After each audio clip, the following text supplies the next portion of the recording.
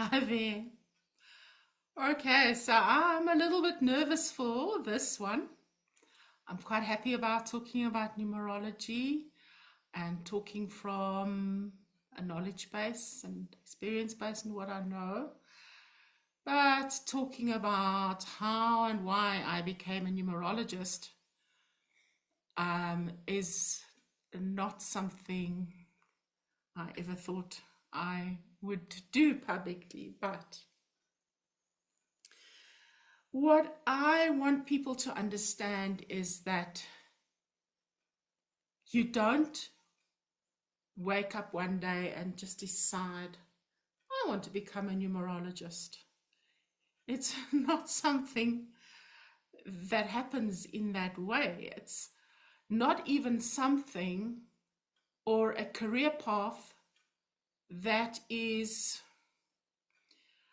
on the radar for anybody. When you get to pick from a list of what do I want to be when I grow up, numerology is not on that list. So thought I would share with you how and why I became a numerologist, what it means to me, what I'm doing with it, and also what I want you to understand is if you'd told me when I was younger that I would become a numerologist, I would have laughed at you. I would have gone like, what is that, you know? So it really wasn't something I wanted to do. What did I want to do? If I'd had my way, when I was younger, I used to dream of it. I used to design stables and things around it. I wanted to breed the best racehorse in the world. And I wanted to train it, and I'd worked out how I was going to train it. And I worked out as well, I drew plans of round stables. I didn't understand why must stables be square, and why are there no windows in stables? Can't there be windows at the bottom so that when they're lying down they can see out? So anyway, I had very strange ideas about what I wanted to do when I was big, which did not go down well in the family. Thinking that I wanted to go into gambling or something like that. But anyway, yeah, that's what I wanted to do. And I really did wanted to breed the best racehorse and train it in the world. So after school, I studied landscape architecture just for 1 year. I was forced to go and study. So I had to pick something. And but I never wanted to be any of that. I wanted to be a housewife. I wanted to be at home. I wanted to raise my kids. I wanted to make my garden. I wanted to cook. I wanted to do all the normal things that moms used to do in the old days. And I had no ambition to do anything beyond that whatsoever. So anyway, so I've just made a couple of notes so that I don't go off track, but also I'm not reading from a script because otherwise I would be too nervous if I was prepared. So what I want you to understand from this video is that this is who I am, and this is why you can trust what I do. I think you will understand by the time you finish listening to this. But also this is what makes me real. I'm very real. I'm very human. I've got deep emotions. I've been through traumas. So I am very real. Most of what I teach is from lived experience. It's not book knowledge. I didn't go and study psychology or anything like that after school. So the first thing I wrote here was unexpected beginning. So how did that happen? Okay. So I had been in a marriage that was far from ideal for many years. And my ex-husband, who has since passed, was a metallurgical engineer on the diamond mines, and he designed and commissioned plants and recoveries and sort houses locally and abroad, specifically Russia and places like that. And so we moved a lot from one place to another, which is how I managed to escape that other people noticed what was going on in the house. By the time people started noticing something was off, we moved. And the perpetual moving gave me something to do. It kept me running, and it kept me too busy to focus on what was actually happening. So we moved around a lot. Anyway, when I was 37 years old, this is after a lot of trauma, near-death experience at the age of 27 that left me unable to walk for a year. After all of these things, by the age of 37, I just knew I had to figure this out, because while I was on the heart-lung machine in ICU, and they didn't think I was going to live, and then I did, because I was just adamant. I heard them saying I wasn't going to live, and I was just like, you're talking rubbish. I'm not going nowhere. I'm not going anywhere. Anyway, and one of the surgeons afterwards came to me and he said to me that I needed to go and ask God why I was here. He said, because you weren't just at the pearly gates. He said, you were inside those pearly gates. You came back from where you should never have come back from. You shouldn't be alive. And they diagnosed me, when I did survive that night, as being a vegetable and brain dead, and probably never able to do anything after that, which I listened to while I was in the heart-lung machine, and also decided that they were talking rubbish. But I couldn't answer back because I had this pipe down my throat and things, and if I even moved, there were things beeping and going off. And so anyway, so 10 years later, the age of 37, there I was in Kimberley. My husband was working on a mine somewhere near Priska, other side of Douglas, and he would leave on a Sunday afternoon and come back maybe the next Saturday morning, if he didn't decide that he was on duty the weekend, one call out the weekend, and didn't come home at all. And at the beginning of that particular year, 2001, very early in January, I woke up one morning and the dog that was sleeping at the bottom end of my bed wanted to go outside. So I was half awake, half asleep. I got out of bed to go to open the door to let the dog out. And as I got up, I realized that my right leg was pins and needles. My left leg couldn't feel anything. And when you can't feel your legs, you don't have any balance. And I went down like a ton of bricks. And I tore all the ligaments from my feet, my left foot, all the way up between the two bones of the bottom part of your leg. Can't remember what they're called.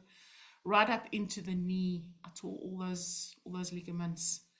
And so the two bones that are supposed to be aligned were doing this into the foot.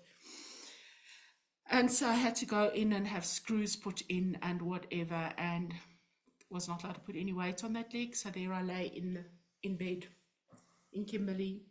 Husband's not there. The kids were running wild because in Kimberley they could ride around on their bicycles, and they went to school by bicycle or walked or whatever. And they didn't come anywhere near me, so I couldn't put any weight on the foot. I was scared to walk with the crutches in case I put weight on the foot.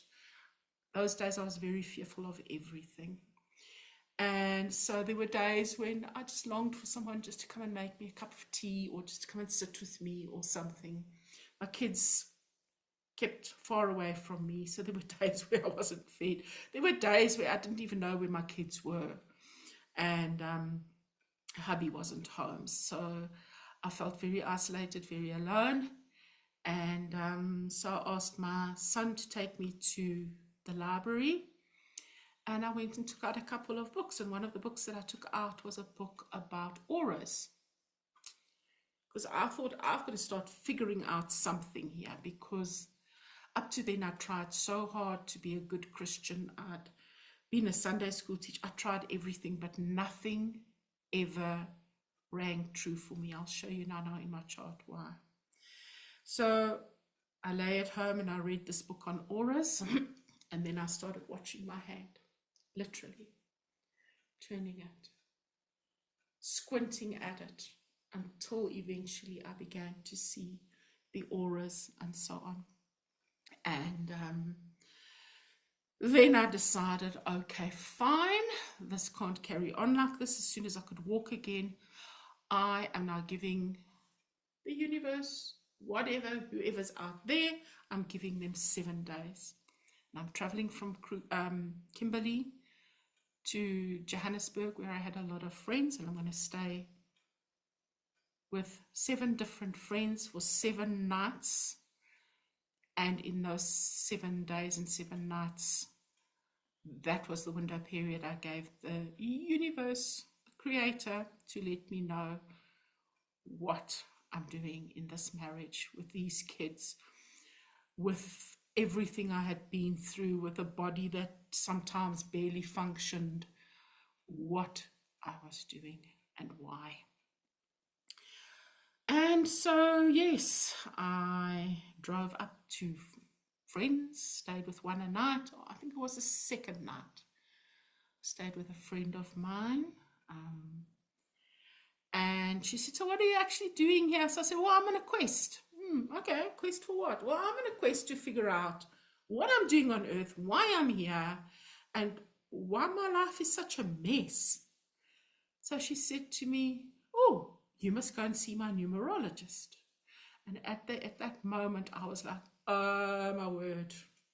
Here comes the lightning. The lightning's going to strike me dead. And this is like not on. And then she said, but she's very busy, so she probably won't have time to see you today. And I was like, oh, okay, fine. She said, but let me phone and see. Anyway, she came back. She said, you've got to be there in half an hour.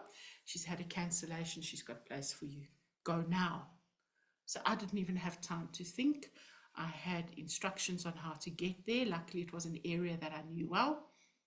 And I went to see her. Her name was Marcel. She's since passed, sadly. Best numerologist that I have ever known. Not that I've known many, but she was brilliant. Anyway, so I get to Marcel. She gives me a 4-hour reading. She unpacks me, my husband, my kids, my parents. I sobbed and cried all the way through. And the biggest shock for me was to realize that I was not a victim. Nobody had held a gun to my head when I got married. In fact, I'd wanted to get married. It's all I wanted to do since the age of 14. Get married and have kids and have a home and cook and clean and make dresses and things like that. I just didn't have a beautiful garden, and that's all I wanted. So to realize that I was not a victim and that I had chosen this, and to see how the patterns had pulled through from past lives, what the karma was that I was carrying, and to know what I needed to do to turn it around, gave me the understanding to begin to put the pieces of my life together. So as I was leaving and I was still crying my eyes out, I was sobbing. Marcel said to me, I'll never forget, she was a chain smoker. So she stood at the door to see me off. And she gives me a hug. She's a life path 7, so not very demonstrative or anything. She gave me a hug and she stood there and she said to me, by the way, if you ever wanted to study numerology, I would be honored to teach you. I just looked at her. The thought of anybody saying that they would be honored to teach me anything was a very foreign idea to me. I was very skeptical, and I said to her, why?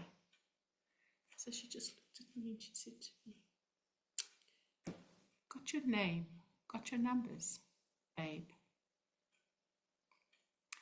Anyway, I continued on my walkabout to my other friends, went home to Kimberley, thought about it, had a lot to process, and then decided I'm going to go and study. So I did. I went and studied 7 days, one-on-one with myself. That was my initial studies.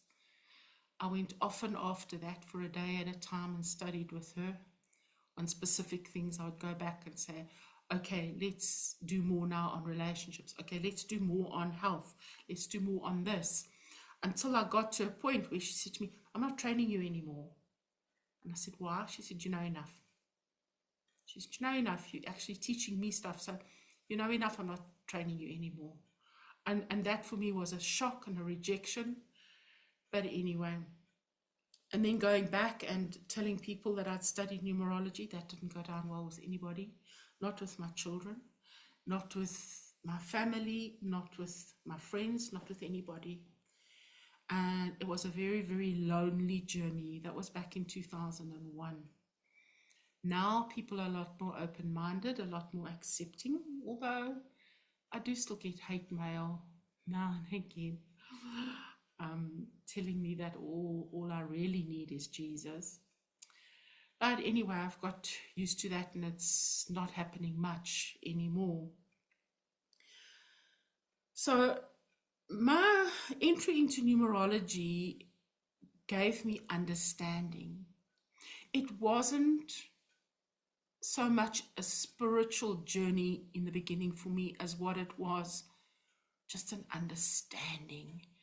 And then I realized that the way that I was patterned, once I understood something, I could start thinking about it and I could process it and I could say, okay, I understand this.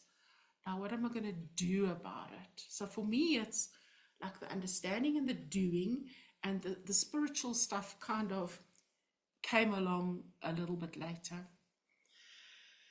But I can very clearly remember, even months after having studied, sitting there doing numerology because it just wouldn't leave me alone. And then I would do charts, and I did like serial killers to pick up the patterns and that, you know. So that's what numerologists do for fun, by the way. So there were times, even like I said, a year after that, where I would sit and look at the chart and go like, who am I kidding? This is a load of rubbish. How can this even make sense? How can it even be that you can see somebody's whole blueprint and what they planned and everything?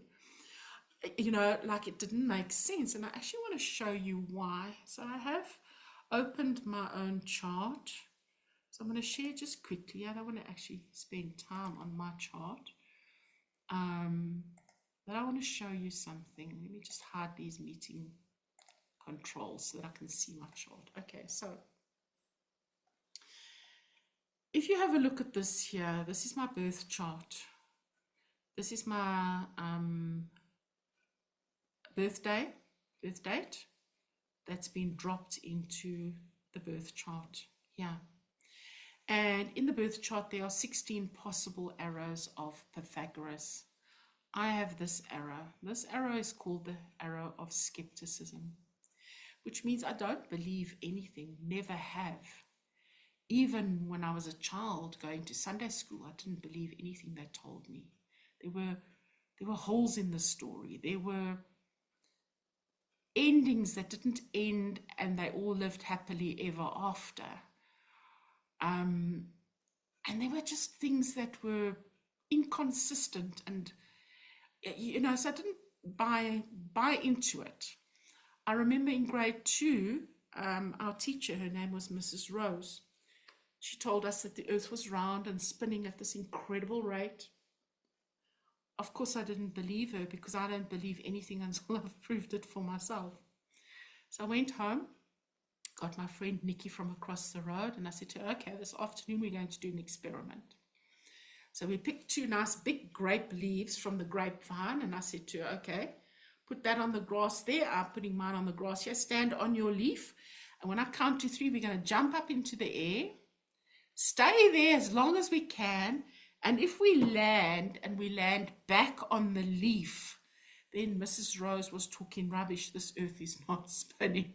So then grade 2, Janet proved that the earth wasn't spinning. Anyway, in my mind, anyway. Okay, this not the real truth, but for me it was like, you see, they even lied to us at school. This earth is not spinning. So that's the arrow of skepticism. And why I'm showing you this is so that you understand that I didn't see numerology and then just decide to buy into it. It's not who I am. I put numerology through every acid test there was, because I'm also not stupid, and I didn't want to be seen as stupid and have people questioning me and questioning my intellect and laughing at me behind my back. I was very, very sensitive. And so for me to get to the point where I believed the numerology to be 100% accurate wasn't a quick and easy journey. And that is what I want you to understand. And so when people question me and say, what rubbish is this you're doing? I actually have to take a deep breath and not get angry, because they have no idea what I put myself through to get to the point where I started doing this for a living. So what happened after that first reading, and after I had done the training, the numerology training, was my first thought was, if this can do this for me and I can gain this insight and understanding as to how and why, and understand that we did have past lives. At the age of 37, I knew nothing about spirituality. I knew nothing about reincarnation. I knew nothing about anything outside of Christianity. And it was like a whole world opened for me. And when you open that door, you can never close it again. And so I thought, if this can do this for me, and it can give me the understanding, and I can show them and prove it to them by pointing to the numbers and showing them what's happening, then that's what I want to do for others. I don't want people to go through what I went through to find out who they are and why they're on earth and why they're going through what they're doing. And so I made it my mission to get to the point where you can ask me anything about yourself that starts with the word why. Why did that happen to me? Why did I marry that person? Why did that relationship not work? Why did my child die? Ask me anything about yourself, starting with why, and I will find you the answer in your chart. And that is what I wanted to do for other people. So I continued studying on my own, because Marcel wouldn't teach me any further. And through trial and error and just equating things to life and picking up patterns, I got deeper and deeper into the numerology. And then in 2012, I finally got divorced from my first husband for the second time, because some of us have to do things twice, to actually get it. And I had to flee for my life, and I went off down to the Cape. Needless to say, I got nothing out of the divorce. That's another story. And I found myself in the position where at the age of 50, I had to start earning a living. And that was very daunting. And I knew that because my body had been through so much, I had to do something where I didn't have to go to work and back every day, where I was in control of my energy, my life. And I also knew I had to do something that I loved. Otherwise, I wouldn't be able to sustain it, because I knew myself by then pretty well. And so I realized I've got to monetize the numerology. And as soon as I did that, oh boy, did I hear them cackling and laughing at me, because, and let me show you why. You see, hard, floating, meeting, controls. My karmic accumulation is 8. So for many, many, many lifetimes, I have married money and been a mom, never earned my own money. And in this lifetime, I did exactly the same. My ex-husband was a very high earner. It came with a whole lot of other things that I had to deal with that, because I couldn't make my own decisions and things like that, because when you don't have money and you are dependent on somebody else, that's kind of how things go. So you can see there's no 8 in my chart, and for many lifetimes I've aligned myself with people who have money. And my lesson is to actually earn the money myself. And so that is why I had to go through what I went through. I had to lose everything, walk out of that divorce with nothing, and start at the age of 50 building up a career for myself. And so I had to start monetizing the numerology. I knew that I loved it. I knew by then that I was probably quite good at it. I knew I was making a difference when I did see people, but monetizing it, that was another story, because with the absence of the 8, there was no self-worth. I struggled to charge in the beginning. I struggled to ask money for anything. I struggled to follow up when people didn't pay. And so it was a long, long, long journey for me. But when I finally understood that about myself, that I was here to become a sovereign being, to earn my own income, to build up my own self-confidence, my own self-worth, and to learn to love myself for who I am, even if I didn't fit into the molds or fit into any of the normal kind of structures, and didn't think normally for whatever reason. I had to start embracing that part of my journey would be lonely. I would go through the dark night of the soul until I eventually met up with people that actually got me and actually understood me. And I do have many of them in my life right now. So that is, in short, how I ended up here. And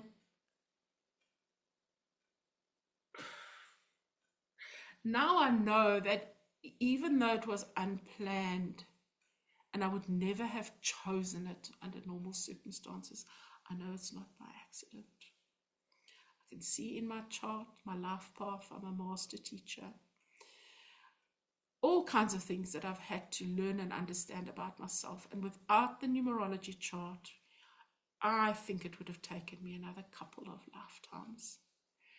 But once I understood that, I decided I'm sorting all of this out in this lifetime. Every bit of karma, every karmic contract I've ever made, and I made quite a few, I am sorting that out once and for all. Doesn't matter what it takes, doesn't matter how long it takes, I'm sorting that out in this lifetime. And actually just last week, I sorted out the last of my contracts and cancelled and learned what I needed to learn from all of them. It doesn't mean I won't still be tested, but I'm now ready to move forward with my life with not anything major. I mean, karma you build up every day. Every action that you do has a consequence. So could I build up brand new karma, negative karma tomorrow? Yes, I could. I'm not planning to. Getting out of all of this and understanding this was more than what I think most people are willing to do. So anyway, I find numerology fascinating, absolutely fascinating. There is no ceiling to it. I'm still learning. 25 years down the line, I'm still learning. I've still got things that I want to research. I've still got stuff I want to write regarding the numerology. That doesn't exist yet. I'll pick my timing on that, because if there's no practical way of applying it, then it seems a little bit senseless and pointless at this time. But I do train numerology internationally via Zoom. I do readings internationally via Zoom. I love what I do. And if I can help you in any way, please feel free to contact me. So please like my video and subscribe. I'm wanting to monetize my YouTube channel. So please subscribe. And that way you'll also see more of my videos. I'll be putting out a lot of content in the future. So thank you. If you sat through this whole video, thank you. So you may also have had an unconventional lifestyle, also been through a lot of stuff. Numerology is one way of understanding what you've been through, of giving it meaning, of finding what your true purpose is. And it's one of the best tools I have ever come across to make sense of your life, your purpose, your future. So I hope to meet you soon. Drop me a mail, drop me a message below. Tell me what you've been through. And I hope to chat to you soon. Okay. Lots of love. Bye-bye.